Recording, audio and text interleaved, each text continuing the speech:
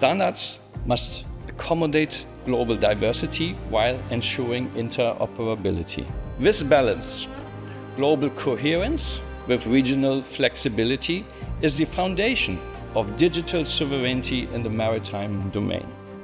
Through our collective efforts in hydrography, we contribute not only to safer seas, but also to a more connected and secure maritime world for the benefit of all humankind.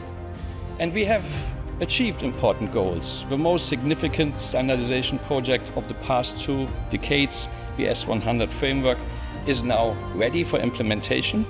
The IHO will establish for the first time an office outside Monaco in the Republic of Korea, and major progress has been made in mapping the world's oceans.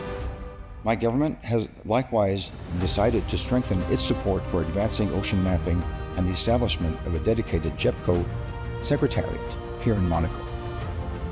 This commitment is deeply rooted in our history, as you all know. In doing so, we are not only carrying forward the legacy of the founders of IHO, and among them, of course, my ancestor, Prince Albert I, we're also giving it new momentum in response to the challenges of our time.